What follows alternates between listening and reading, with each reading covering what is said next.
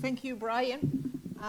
Thank you for coming, everybody, especially the people who are actually coming for the second time, which I really appreciate. I mean, there's a great dedication.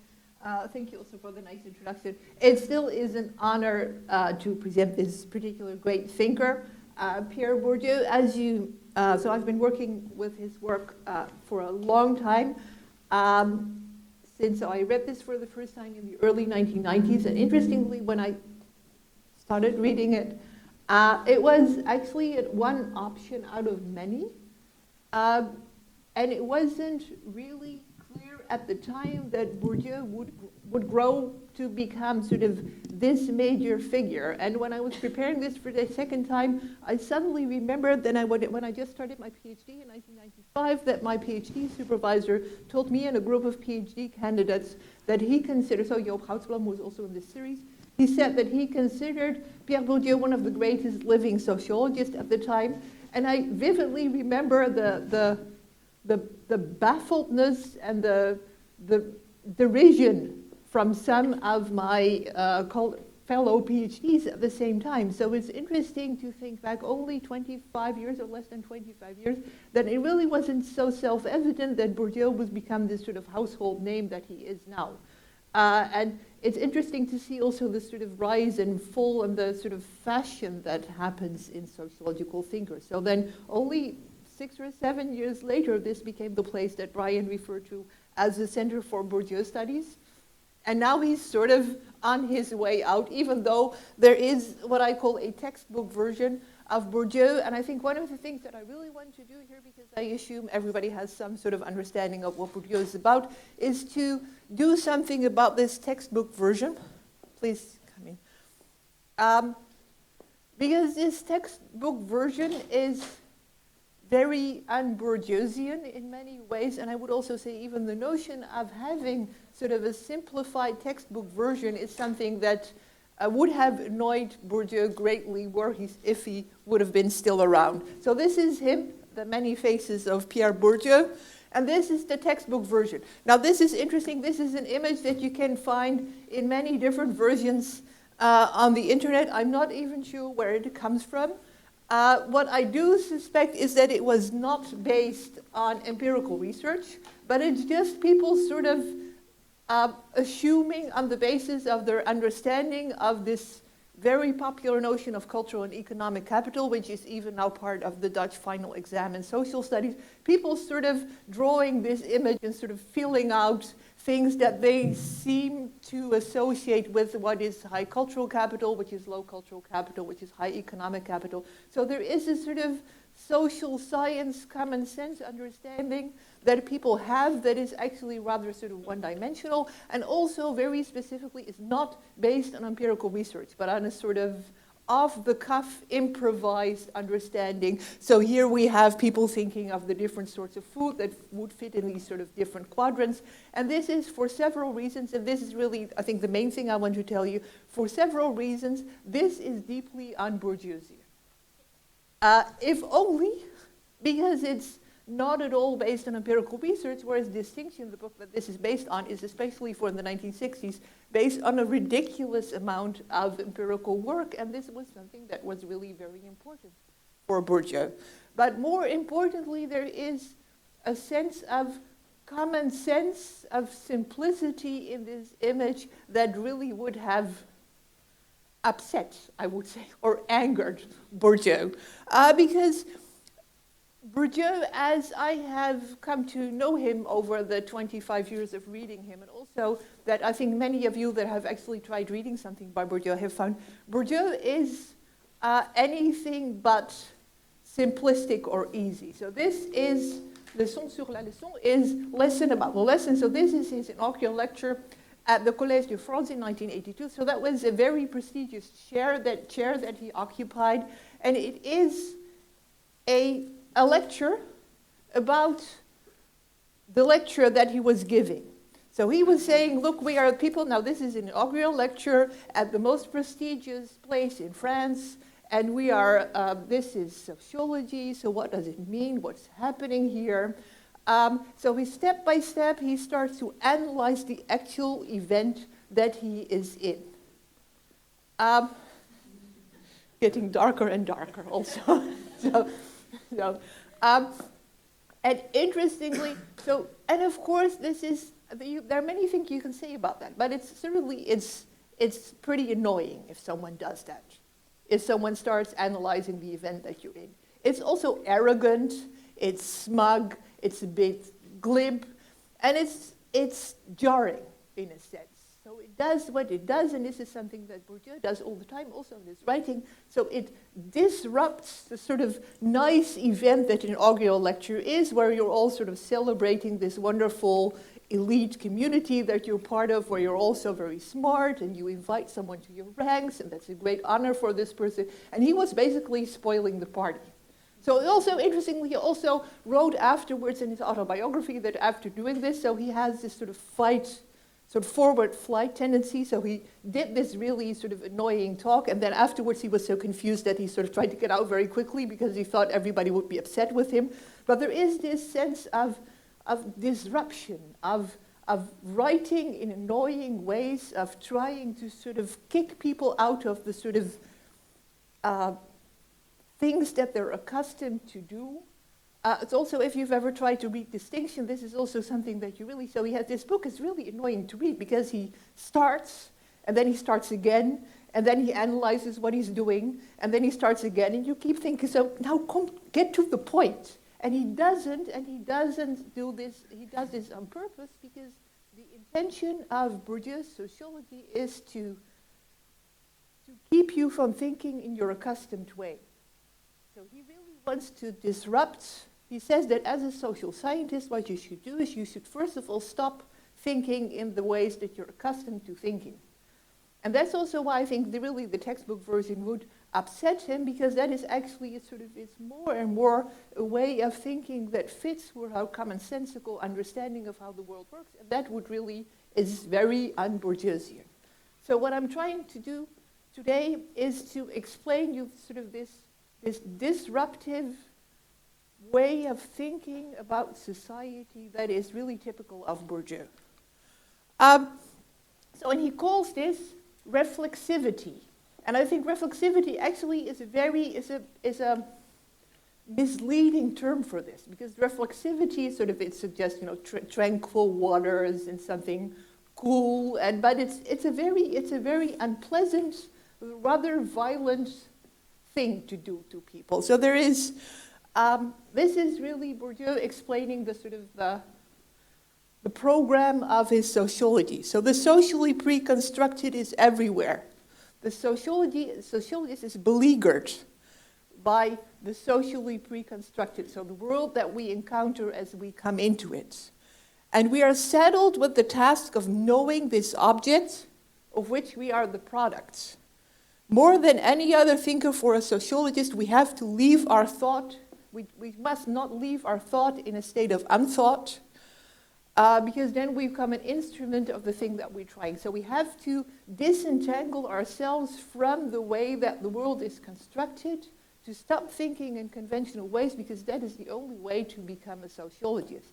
So that is really, in a sense, the mission of a sociology, to stop thinking in conventional ways, because you can only understand the social world the moment you first step away from it and see it from something that's different. And also that's what he did in this very radical way in this lesson about the lesson, where he said, look, what we're doing now at this moment in this really nice party that we have. So it's also a way of spoiling people's parties, right? Because it's always a disruption. Hang on, sorry. I'm not sure what's happening here. So I'm just giving you three Bourdieusian second thought that in typical Bourdieu way I will throw at you for you to keep in the back of your head while I'm doing this lecture, to think about what I'm doing here, what we are doing here. First of all, by talking about great thinkers, obviously we are consecrating someone, as Bourdieu would say, to say, look, this is one of the big thinkers of the past century. There is also a sense of consecration of me, obviously as me being the person who would be the best person to tell you about this. So we are all here consecrating a specific way of thinking and a specific messenger of this way of thinking. There is also what's going on here, and I've seen several of these great thinkers, and it always happens, what Bourdieu has called the biographical illusion. So we're trying to bring coherence into a life that was quite messy and really didn't feel very coherent probably at the time when Bourdieu was living it. And there are a number of disruptions. So we're trying to sort of project this image of order, structure, and someone working on something all along when he or she wasn't even sure of that. And then third, this is interesting, this really is, and this is probably the most explicit part, so I will come to this at the end, there is this sense of how the circulation of ideas in the academic field is happening, and how someone like Bourdieu was first not there and just one option among many, then all of a sudden he was everywhere, and now I think he's already considered a bit old hat, and if you really want to do something novel, you have to do something else, such as bizarrely read Latour, who is also French and also old and also male, but suddenly then he becomes, more interesting or more hip than Bourdieu. So, to think about. So what I will do to sort of think together beyond this textbook version of Bourdieu, I will say something about his life, his work. I will say something about what I call the building blocks of his work or his paradigm. So I will sort of point out some of the important ingredients of his way of thinking. I will say something specifically about Bourdieu as an empirical researcher, because I think much of what I really like and enjoy, much of what makes Bourdieu special is his very strong devotion to a lot of empirical work. So apart from being just a researcher, a theorist, his theories are always based in real empirical research and very intensive and often complicated empirical research. I will talk a bit about what it actually is, this Bourdieusian body of work, because this is actually very difficult to grasp. Is it a paradigm? Is it an approach? Is it a theory? Is it a whole bunch of theories? Is it a set of concepts? And then I will say something about the reception and the circulation of his work. So the way that there are actually many different Bourdieus now in different fields and different subfields that seem very different persons, interestingly. So one of the things that I discovered or sort of really felt when I was preparing this lecture the first and the second time is that you can actually sort of encounter very different versions of Bourdieu that seem to be like almost completely different. So there are very positivistic Bourdieus, there are completely critical Bourdieus, there are postmodern. So it's also a body of work that allows for a number of different readings that seem to have very little in common with some other readings. So that's what I'm talking about here. So this is the biographical illusion. So a straight line from birth to death with a number of numbers. So what is important and what is very often said and explained also, Bourdieu was not from an academic family. He was from a place in the southwest of France, in the Pyrenees, the Béarn. His father was working for the post. Was not from an academic background. He went to a boarding school because apparently he was very smart, and then he ended up at the École Normale Supérieure, so that means he was very smart in the French system, so that was a very dramatic shift from one place to the other, so that also meant a very, very strong social mobility, so also a very strong awareness of class, like you see. So the distance that he traveled, not only in geographical terms, but also in social terms, was really immense. So he went to Paris because he got admitted to this very prestigious school. He became a high school teacher. He started a PhD. And what not many people know, that he actually started a PhD with Canguilhem, who also was Foucault's PhD supervisor at the time. So it's actually interesting that this is the 1950s in France was a very interesting time. So many of the things that we tend to think of as sort of post-structuralism now were the sort of influences that came together there in Paris around the sort of mid-1950s. So the combination of a specifically sort of French branch of Marxism associated with AISSR, people reading Weber, people reading Freud, Sartre, combined with the ethnography of people like Lévi-Strauss, and that's actually very much what makes up what we call post-structuralism now. So the sense that culture is the creation of order in a chaotic world, so that's Durkheim, Mauss, and then Lévi-Strauss, combined with this notion of power that comes through Marx. This is an insight that we see in Foucault, and we also see it in Bourdieu. There is also something interesting there. I hope I have time to digress a little bit here. There is something, one of the most often made comments about Bourdieu, which is that it's not very good at historical development. I think this is something that strikes me in many of these sort of French thinkers from the same period. And I think it has to do with AISSR. So it's a very interesting version of Marxism, that there is constant struggle, but nothing ever changes. So it's like Marx, but somehow without the progress. So it's like, and I think this is also something that you sense and that is also present in Bourdieu. But it's sort of like a stagnant version of Marxism that you see there. But anyway, that's an aside. But he stopped doing his PhD at the time. He had to go into military service. He ended up in Algeria, which at the time was still a French colony, although almost not anymore, as you probably know. He did his service and he stayed on, and that's actually where he became an ethnographer. So he became an ethnographer. He started working as an assistant in the University of Algiers, I think it was, and he started doing field work there, and that's where he became first an ethnologist and then a sociologist. He did come back to Paris, then started working with Aron, so the historian. And I have like a quiz or maybe an assignment or a request for all of you, because last time when I did this, a question came up and I've tried to answer this. I'm actually not sure if Bourdieu ever got his PhD. I have tried to find this out. So he stopped, he came back. So any one of you who can give me sort of hard information, if Bourdieu ever got his PhD, either a yes or a no, I will give you a very good bottle of French wine. I'm just very curious, and I haven't been able to find the information, which suggests probably not. But if you know about this, let me know. So he became the assistant to Aron, and that's actually when he started to develop his own research program.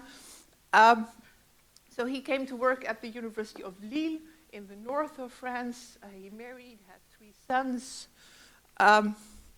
He founded, and then after that, you see that he very quickly becomes a dominant figure in the field of French sociology.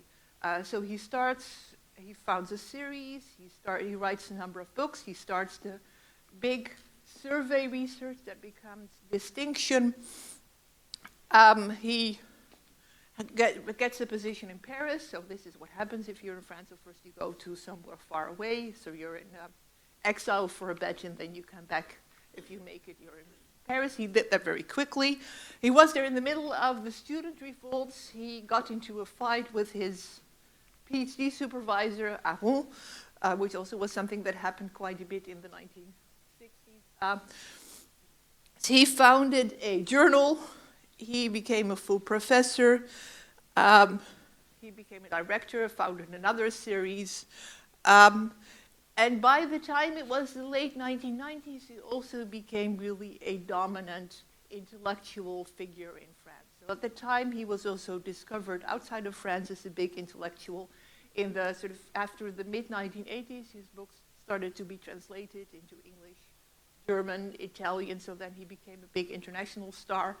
He also has another one of these very annoying, sort of jarring lectures about this, called A Passport to Duke, where he sort of takes the Americans to task for sort of constantly importing French theorists and pretending that they're all the same. So he did this trick of several times of spoiling parties.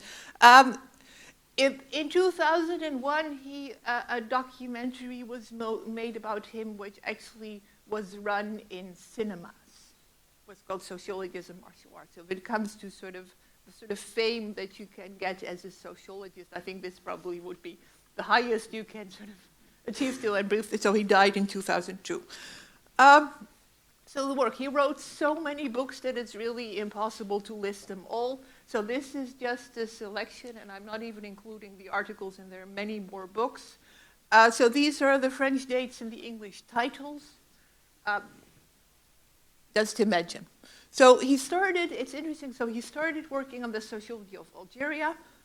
Then he did a number of books on basically class in France, so that's the inheritors, the uprooting, photography, the love of art, also cultural sociology, so the role of art and artistic taste in class relations. Then in the mid-1970s, he became more interested, he became more a general theorist, as you can see now, so outline of a theory of practice, which has still some of his Algerian work, distinction, practical reason, language and symbolic power. And then it becomes sort of larger, and then all the way towards the end of his life, he starts writing about the place where he comes from. So then he publishes a small autobiographical book, which is really, again, very reflexive and with lots of looping sentences reflecting on what it means to write an autobiography, but it's still quite touching. And also a book on Pascalian meditations and a book on the place where he comes from, the Bachelor's Ball. I will say something about that later. So what did he do? So it's very difficult to describe it as a sort of a coherent theory or one sort of, so what I do instead is to present a number of what I call building blocks, so the sort of elements that make up his thinking and that you see recurring in various forms throughout his work. And these are what I call these building blocks. So first, there is the notion of practice and reproduction. So the reproduction of social structures, of power structures, of class structures is very central to all of his thinking. And what he does, he links this to the notion of practice. So the fact that this has to do with the way that people go about their everyday life, like it's rooted in everyday practices. So this is where we have the triad of field, capital, and habitus. The second sort of building block has to do with domination and struggle. So what's very typical of Bourdieusian thinking is that social life is about struggle, and it's about domination. It's about groups of people and people trying to dominate others in a constant struggle. And this is also where I said where this funny Althusserian thing comes in, that this domination and struggle somehow seems to be often frozen in time if you look at the way. It's interesting that the first and the second block very often have been sort of disentangled. So many people who like the sort of first block about the reproduction and the practice, they don't really like the struggle part, so they've tried, especially the Americans, so they've taken the struggle part out and still want to do the reproduction. So the domination and struggle there, I think the core terms are illusio, legitimacy, and symbolic violence. And then the third, I think, building block has to do with the notion of fields, and fields. So field is a very important Bourdieusian concept. Field means sort of a semi-autonomous sphere of life where people are engaged in struggles that have to do with this specific field, like the academic field or a political field or the literary field or cultural field. Any society in Bourdieusian thought, therefore, is a field of fields. So fields also are related to each other. So Craig Calhoun has recently started calling all modern societies fielded societies, which I think is a very really felicitous term to describe modern societies. And Bourdieu's work can be placed in three specific constellations of fields. So the pre-modern society, the sort of big nation states of the second half of the 20th century, and the shift that you see towards the end of the 20th century, which is a sort of post-national or increasingly post-national field of fields. So I'll talk about all of these for a bit. To explain, because these are sort of the three sets, I would say, of concepts or notions that help also organize the different parts of his work and the different sort of arguments that he makes. So first, if we talk about practice and reproduction, we talk about field, capital, and habitus. So this is what he developed in the 1960s. So I'm sure many of you have seen something of the kind. And note how much more complicated this looks than the textbook version that I showed just now. So this is the field of cultural production. So this is analysis of how culture is produced in the 19th century. So this is about literature in the 19th century in Paris. So Bourdieusian fields always have the same rough structure. So this is high, this is low, so this is more capital, this is less capital. This is the left hand and this is the right hand. So this is where sort of the more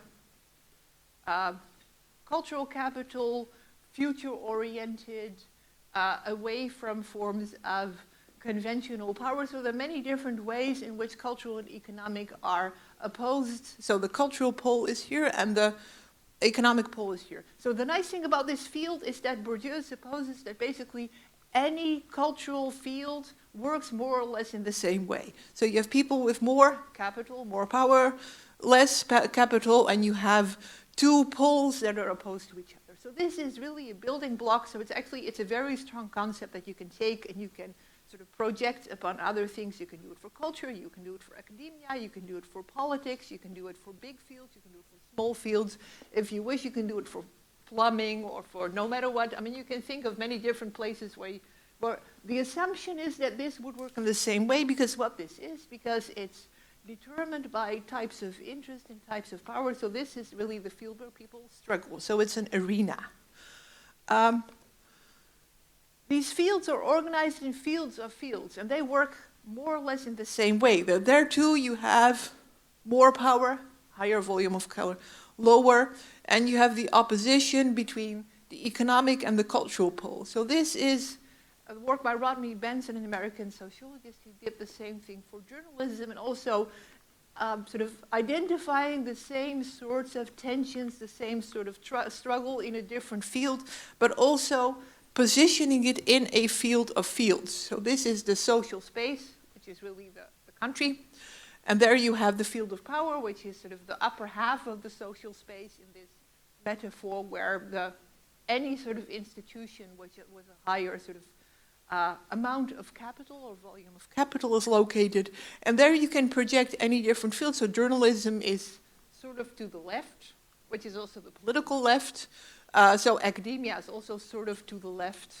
Art is very much to the left. And there, of course, other institutions or other fields tend to be located more to the right. So it's a very strong, almost too strong metaphor, I would say. So the problem is that it's a metaphor that has a lot of implications, but it's very easy to sort of impose it on a lot of different things, sort of assume that it works the same way. And then, of course, what he also did, so apart from projecting this upon institutions and societal struggles, there is the argument that we're talking about homology here, so the same logic that works in many different places that is also expanded to the tastes of people. So this is really the big idea of distinction and probably the idea that has sort of gained most currency even without the entire. So what he did a large survey where he projected not only jobs, so these are higher patron, bosses, executives in trade and industry. So these are the professors, these are the artists. So it's type of work, it's tastes or hobbies, and it's voting behavior. It's all projected on the same sort of schema. So the notion that fields are institutional fields that can work on a small scale and on the low scale. They have capital, which means there are specific sort of divisions of power that are associated with your position as person or as organization in this field. And this also corresponds with a habitus. So the automatic embodied tastes that come with this specific position. So that's a very strong claim. It's also a very strong idea where you can actually map institutions and people on the small scale and the large scale in a very similar sort of schema. So this is really a very strong idea, and I think this is also the notion of the homology, the idea that everything fits so nicely into everything else is, of course, the most contested, because, I mean, the notion that it's boxes in boxes in boxes and they all work in the same way is, well, you only have to find one box where it doesn't work, and there you go. So at the heart of this, apart from the field and the notion of capital, is the notion of the habitus. So the habitus is a term that he didn't invent, so it was used, for instance, also by Norbert Elias, but the habitus is the notion that your cultural position, so your objective position, and Bourdieu really likes the word objective, so your objective societal position and trajectory becomes a part of your automatic embodied behaviors. And this is, for those of you who haven't read Bourdieu, so this is how he writes. So this is what I mean by jarring. So I'm going to try to read it to you, but I remember from last time that I sort of would be out of breath halfway the sentences. So a habitus are systems of durable transposable dispositions, structured structures predisposed to function as structuring structures. That is, as principles which generate and organize practices and representations that can be objectively adapted to their outcomes without presupposing a conscious aiming at ends or an express mastery of the operations necessary in order to attain them. So what does this mean? So the second part is a little better. It's the habitus is embodied history, internalized as a second nature and so forgotten as history. It's the active presence of the whole past of which is the product. So what it says is that your social trajectory, your history, and as a person with a specific social position becomes embodied, becomes the way you behave, the way you hold your body, the way you respond, the taste you have. So it becomes automatic, it becomes your sense of self, your sense of identity, even though it is a social history, and as such it is contingent. So that's why it's a structured structure and a structuring structure. Yes, I've made it. So this is actually very difficult to say. I mean, just imagine someone lecturing like this. So it's a structure that is structured by societal forces, but it's also a structuring structure in the sense that it structures your behaviors and your responses. So it's really embodied society as part of yourself. And that works in the Bourdieusian notion only with this sense of the field. And I've used this to explain this notion of the habitus. I've used cycling as a very good example because it is exactly this. So if you happen to have been born in the Netherlands, cycling becomes a second nature. It's something that you do very easily, you learn it, it's something that you don't really think about. So it reflects many different ways. Also the type of bike that you use, it reflects a lot of your history you never think about, because if you start thinking about it, it doesn't work anymore, as you know. And you only see that other people have a different trajectory in a different position because they can't do it. So think of the tourists. So what do? We give tourists bikes that are really sort of very clearly not local to make sure they don't get into trouble because they don't have the habitus. So the habitus, so it is a very strong idea, and it also, once you've mastered the sort of notion, it is something that really helps you see how your social position is shaped by your, how your social position shapes your automatic responses. And what it also does, so your position, it also shapes your legitimacy. So in my inaugural lecture some time ago, I talked about the Dutch royals that used this cycling to show their habitus as being Dutch and as being normal and common and everyday and aboriginal things that are really important in Dutch society. So this is this first building block. The second building block, so this is field, capital, habitus together make up an understanding of society and specifically an understanding of society that helps you understand social, societal reproduction. So the puzzle that Bourdieu engaged with in the first 15 years of his active writing really has to do with reproduction. How is it possible that also that inequality is constantly reproduced and keeps continuing in society? It's not biological, but still some people really end up doing much better than others, so what happens?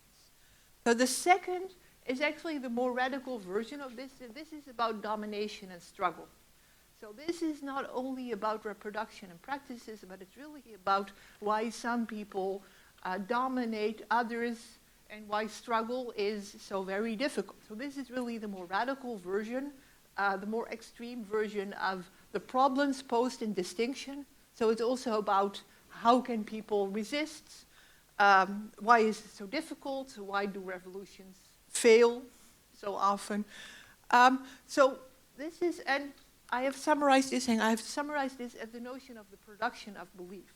So what's really central to Bourdieu's thought is that apart from people behaving in specific ways that have to do with their social position, is that they actually come to believe in the system that they grew up in, that they think of it as legitimate, as real, as the only thing possible, as completely self-evident that some people have so much more than others. So the fact that this also becomes naturalized, which is of course a very Marxian question, right? So in the thinking about fields, Bourdieu speaks about illusion. Like Latin terms, illusio is just Latin for illusion. So but in Bourdieusian terms, it means both the feel for the game and the belief in the game. So the moment, so he likes, apart from the notion of field, he also likes the metaphor of the game as a metaphor for social life. So what happens the moment people engage in social action and interaction, the feel for the game, so the sense of what it means to play a certain game and to do well and to sort of understand the rules of the game, comes with the belief that it's legitimate, that the rules are good, that the game makes sense, and that for that reason the winners probably also deserve to win, because that's the consequence, right? I mean, if you believe that the game is a good thing and that it works, it also means that the winners deserve to win and the losers deserve to lose. So that's how domination works in Bourdieusian understanding. So it's not forceful. Domination works much better if you manage to make people believe in it. So you create legitimacy. And legitimacy is also very important in creating these fielded societies. So what happens, so this is the literary field.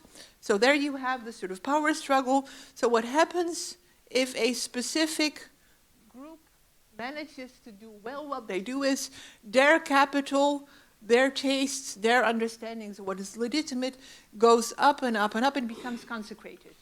We believe that this is really, this writer has the best book, so this is an example of how literature should be done. So art is one of the examples. And then if it moves up and up, it also moves in the field of cultural production to up in society as a whole. So for Bourdieu, the puzzle is, for instance, not only why Flaubert won in French 19th century literature, but also the puzzle is why literature is considered to be so important that it should be taught at every school. So why should books be something that every pupil has to read?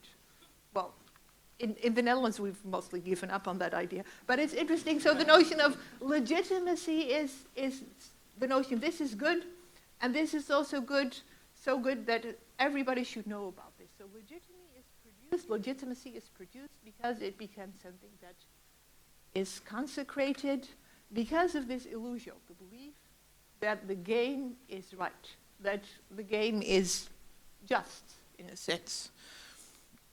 And that this is actually what you see in many of the books that Bourdieu produced between the 1970 and 1985 in the English versions. So there you see again and again this production of legitimacy. So you see it in economy, you see it in art, you see it in masculine domination, you see it in art, you see it in the state nobility, so in educational system, in language, in education, and in television. So in all these fields, you see the same process of producing status in a specific field that then becomes status in society as a whole.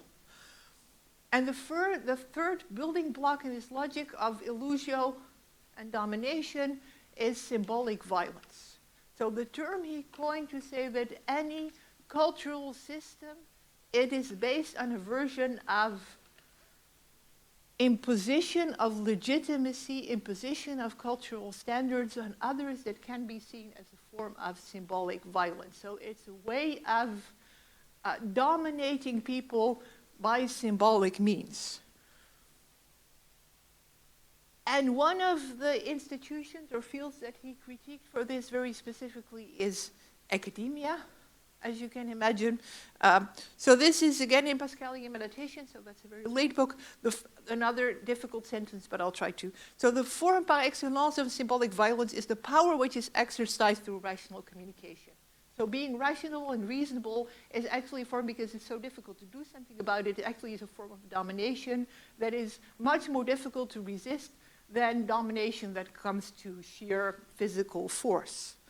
It's the extorted adherence, think of the big words, of those who being the dominated products of an order dominated by forces armed with reason, such as those which act through the verdicts of the educational institution or the diktats of economic experts, cannot but give their acquiescence to the arbitrariness of rationalized voice. Well, that's what we do, right? That's what academics do.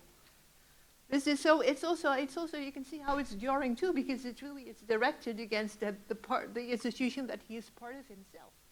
Also, this rationality as a form of domination is really a very, if you really think about it, it's a very distressing idea. Specifically, if like me, if this is the week of the exams and I'm sort of handing out exams and having to grade it. I mean, so he analyzes it. There is a sense of almost ridicule or teasing in there. It's also, but he does continue and he does play the game, and he played it marvelously. So he understood the game and mocked it, which is, in a sense, even more difficult to deal with. So the question it does lead to problems of what can you do, and towards the end of his life, he was increasingly, as you may know, he became increasingly also interested in politics and became more and more engaged. And that's also in a sense because, I mean, the consequence, of course, of this way of thinking is that you have to think of ways not only how to sort of support these dominating systems, but also what you can do about this. And this is also something that I will skip now because it's more interesting to talk about Bourdieu, but it's also the question that I asked in my dissertation on humor, which is a very interesting place to question sort of the dominance of different taste cultures. The third building block has to do with the fields of fields, so the different research locales that Bourdieu did his work in and the different sort of constellations of fields that he encountered there. And I think it's interesting because he actually did research in 3 different sorts of settings with slightly different consequences. And it has to do with his biography again. So he came from, so this is where he came from. So it's really very remote, especially in the 1930s. He went to Paris, which is very far. Then he went to Algeria, which is as far from where he grew up as Paris almost. And then he went back to Paris. He never went back here. But he wrote both about Algeria and about, so that was the beginning of his career. He wrote about the place where he came from very much at the beginning and very late in his career. And these are actually, in many, many, many ways, he describes these as similar places. So pre-modern society or agricultural society, peasant societies. He also writes about Algeria as a place that is disappearing, but really that reminds him more of the place where he grew up than Paris. And he is much more lyrical about these places than he is about the things that he writes about later. The second field, and this is really the large majority of his writing, is his writing about the big nation states of the second half of the 20th century. France is, of course, the prime example of a very sort of well-structured, centrally organized nation state. So much of what he writes also about reproduction, about domination, really has to do with this very specific constellation that is also that by the end of his life was crumbling already. So this big nation state that really was capable of dominating so many, of drawing everything into a specific system that was quite monolithic, and it was crumbling, and he also saw that, and he started writing about that. And I think I was, at the time I read this, his exploration of this, and I didn't even realize how well he observed this. So in The Weight of the World, but also in the documentary that was in all the cinemas, he actually writes about the advent of the neoliberal, globalized world order way before many people spotted that was coming up. So that's actually, so when I remember reading The Weight of the World and having really no idea what he was talking about. And now I read it again, I'm like, okay, he saw something that I really missed at the time, and many people too. So that was really well observed. Think, for instance, about this. 1993, the abdication of the retreat of the state has brought about unexpected effects, some that were never sought, which will eventually threaten the proper functioning of democratic institutions, unless they are countered by an urgent, resolute policy by a state determined to provide the means to make good on the intentions that it proclaims. 1993, and here is already someone saying, so the retreat of the state is going to get us into political trouble. Was pretty well observed, I must say. So this is actually the third sort of order. So he writes about the peasant society, he writes about the big nation states, and he writes about the sort of the end of the big nation state, the sort of transnational, post-national, neoliberal order that he saw emerging, where the states are retreating, withdrawing. And it's about the vast majority is about this middle part, and this is also where people, so that actually much of his theory is about the emergence of this national system and the sort of gradual decline of this, but also the way it reproduces itself. So I just want to give you, because I think something that is really important if you want to understand Bourdieu, I'll do this very quickly, and I'll be happy to give tips for readings afterwards. I want to stress that Bourdieu was a very good and very versatile empirical researcher. So apart from being a theorist, what really stands out if you read his work, especially if you look at El's books, is that they're so empirical, and that he uses so many different, very often so creative, such a creative variety of different research methods. So it's not the theorist who just here, it's really, so what do we have? So, and he does this, and this is really, so when you read Bourdieu also, he keeps saying objective, objective, objective, objective, which is a very odd word to use, but he really meant it because he says, so if you want to understand the world, you have to understand that there are objective structures, and what you have to do is to study it doing empirical research. And you have to understand, especially in the French literary field, this is a big thing. So if your opponents are, which they are, Derrida and Foucault, then this is, I mean, objectivity is something that needed to be defended. It's very, again, a provocation almost to keep saying that what you're doing is objective. So research. And he also writes about this as central to his theorizing, and always the most important thing, the scientistic frenzy of someone who discovers with a kind of wonder the pleasure of objectivating. I like that. So he really liked doing research also for this sort of the pleasure of objectivating. So it's not only geeky, but it's also this sort of the sense of mastery that you get from doing empirical research. So now I finally get it. I pinned it down. Here it is. So what he did, so he collected all sorts of data, prize winners. So big data that he collected, naturalistic data. He had a huge survey with a very odd method in distinction. He used elicitation methods very early on. So this is a picture that he gave to the people who did the survey, and they had to respond to this image of the sort of the woman with the very old hands, seeing what they did. And the finding was that people who are sort of more educated would say this is really beautiful and this is really deep, because this, and people who would sort of have the sort of more populist said they would just, this is very ugly. So it's also elicitation methods to see how people respond to the same thing as part of a survey. Very modern. He did historical literary analysis, both of a novel and of the literary field of France in the 19th century. He did ethnographic work, both at the beginning and the end. So a very beautiful description of the bachelor's ball. So the men in the peasant society, that he came from the unmarried men because the society died out because the men in the villages didn't get married and all the women left, and that was the end of the villages. So he writes about the ball and all the old men sitting in the corner not being able to join in the dance because the women didn't want to dance with them.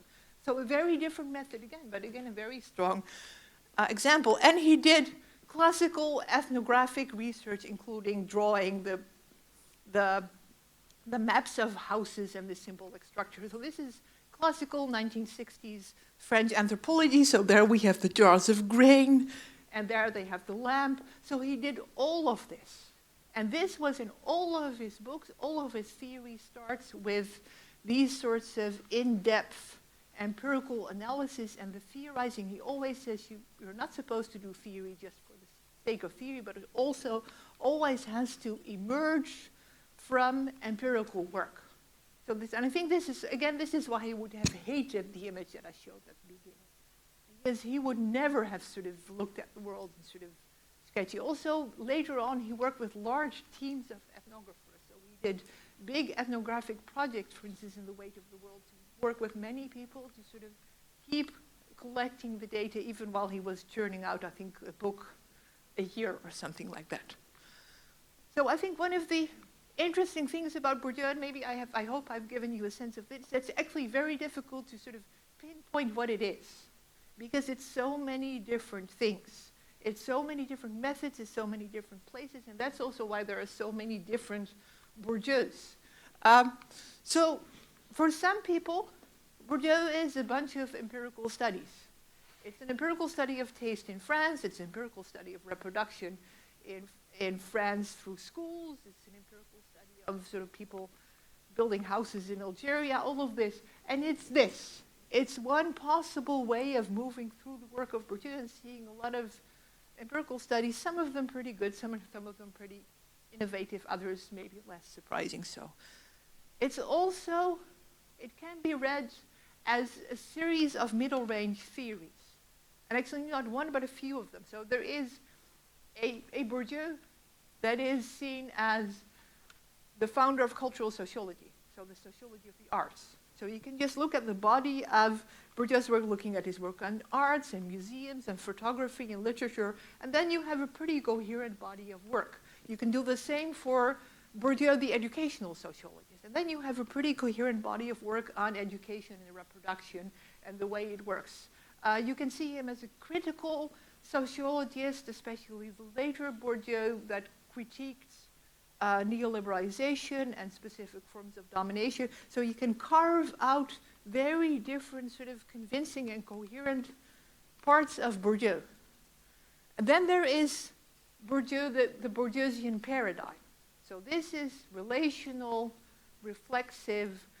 It's a way of thinking about the world in terms of objective positions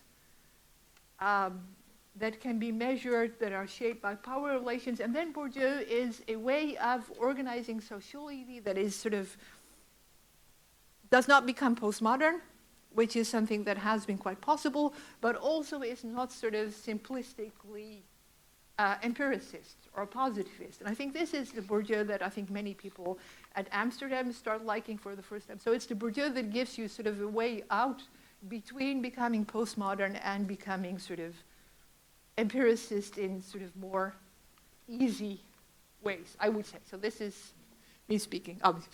So it's also what it does, it gives you reflections on sociological knowledge.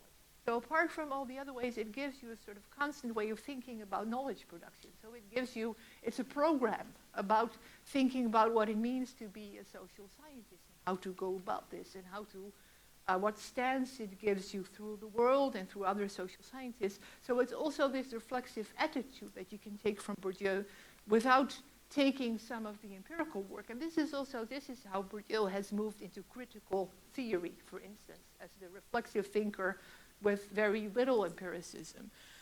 And then you have Bourdieu, the public intellectual. Certainly towards the end of his life, and especially in France, Bourdieu was just a public intellectual that was, critiquing television and critiquing politics and attacking neoliberalism. So this is also a Bourdieu that you can take. So it's a very different things, and it's interesting that it's not, so in Bourdieu it was a package, but it seems quite easy to sort of take part of it and not the other, and then come up with quite different versions of Bourdieu. And that means it also that you can come up with different sorts of missions. So if you look up sort of Bourdieu's definition of sociology, you see that many people have taken up the critical version where sociology is something to resist domination. If a sociologist has a role, it's rather to provide arms than to provide lessons. It's something that you very, very often, it's also very popular on Twitter, and sort of people will tweet this all the time. So this is Bourdieu, the critical person. So this is a sentence that actually works well on Twitter. But there is also the geeky Bourdieu, which is, and I showed you this before. So this is the Bourdieu that says it's just, you love to objectivate as an active. So this is a very different sort of, and it's all there. So it's very unusual, I would say, for a thinker, and that's also what makes him a great thinker. Be all of these things. So to wrap up, what I want to do, and this is the part about the circulation of ideas, I want to show you very quickly a number of these different versions of Bourdieu, just to sort of not only to show you how Bourdieu has sort of spread out to become not one, but well, at least 20 different great thinkers with very different profiles, but also to see how they sort of come to lead their own life and have become institutionalized in a sense as different, very specific understandings of what Bourdieu does. Receptions, circulations, and consecrations. So adding up, so this is last year's, I didn't up here, but I mean an age index of 246 people, and this is a year and a half ago, so who knows what happens. So that's influential. Another way of saying this, Freud, Coleridge, Braunwald, Kessler, Bourdieu. So that's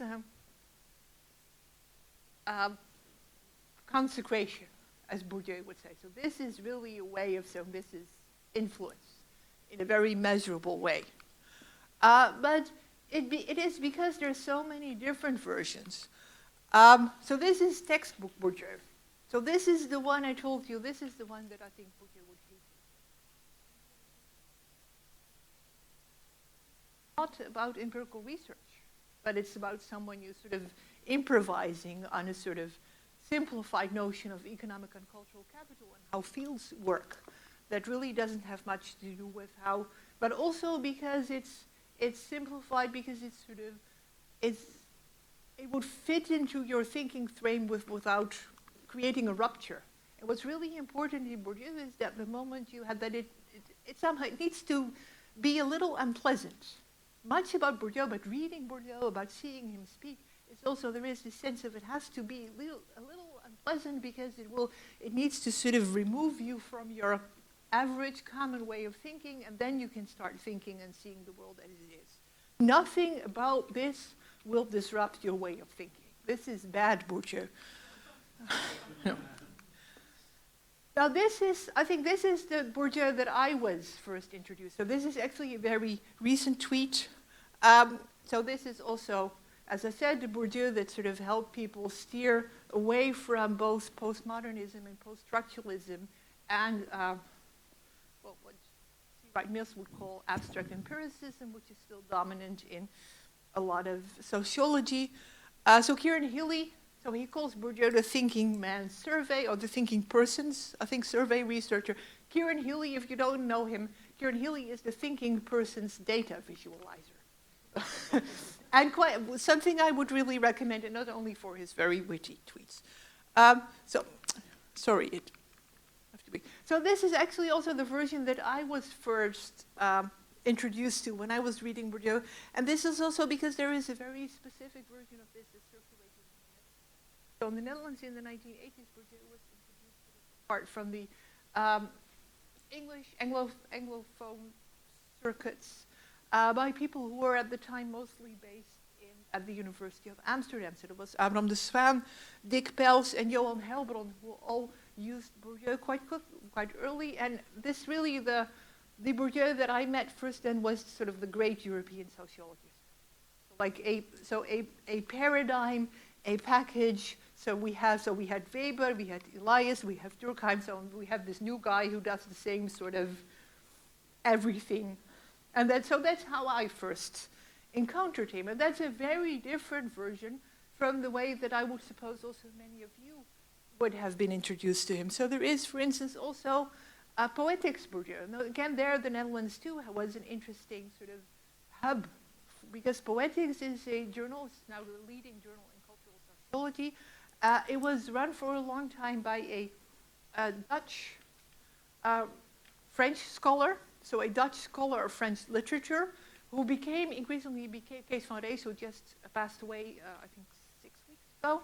And he moved this literary journal towards a journal of empirical cultural sociology, and this journal was one of the first to publish Bourdieu's cultural sociological work on literature in the late 1970s and early 1980s. So this is poetics Bourdieu. So this is the Bourdieu that is the founder of a specific branch of cultural sociology that is still probably the dominant paradigm in cultural sociology. I would say also has been responsible for the upsurge and the blossoming of cultural sociology since the 1980s. There's the RC28 Bourdieu, which is a very different Bourdieu. RC28 is one of the research groups of the International Sociological Association. It's a group of stratification scholars. They really like survey research, big comparative survey research about inequality. We have quite a few of people affiliated with RC28 at the Department of Sociology. Interesting, Bourdieu was discovered there too through the introduction of the notion of cultural capital, which is something that can be very easily sort of measured, quantified, and integrated into regression models, something that Bourdieu was a little skeptical about, if not outright hostile, but it still worked quite well. RC28 turned against Bourdieu also at some point in the guise of their patron, Eminence Grise, John Goldthorpe. Anthropological Bourdieu. It's important to remember that Bourdieu was not only an ethnographer, a trained ethnologist, but also an anthropologist who kept his engagement with the world of anthropology for quite some time too, especially in Europe. And also many of the people who are working in this sort of Bourdieu Study Center that also used to be an anthropologist, so also an anthropologist is an ethnographer, and actually there the part with the struggle and the dominance and the domination tends to be much more pronounced than in the sociological version. There's Bourdieu the theorist, so the paradigm, the notion of reflexivity, again too contested, so this is a very recent attack on Bourdieu last year that has created a lot of debate. Critical Bourdieu, so the Bourdieu that really was critical of imperialism, of neoliberalism, of globalization and the shape that it took at a time when everybody still believed that globalization was probably a very good idea, or many people. Bourdieu, the patriarch of American cultural sociology, so Michel Lamont, one of the very important American cultural sociologists, was one of his students.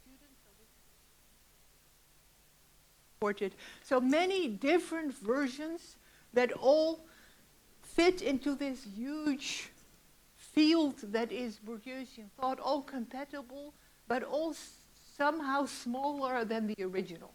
I think this is really very typical, I think, of what makes a great thinker. That this is really a mode of thinking that is not entirely coherent, that has a number of shifts and changes and contradictions and variations, because we're talking about quite a long life here and about someone who really, changed his mind, did something, then sort of did something else. So people are not coherent.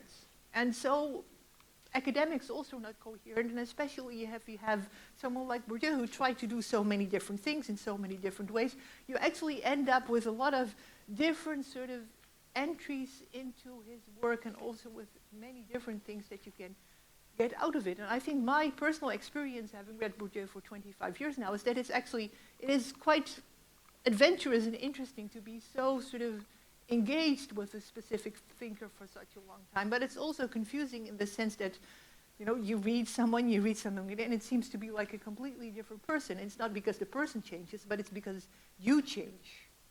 And then you read it again, and it becomes something very different again. I think this is something that marks any sort of reading experience, but I think it's specifically the sort of great thinkers that we're talking about, that you can read them again and again, and you will always find something there that just happens to speak to whatever you're studying at this specific time. So there is something of a shift, a constant changing, because of the engagement and the relationship that you develop with these great thinkers that make them work and that make them great. Well, that was it. Thank you so much.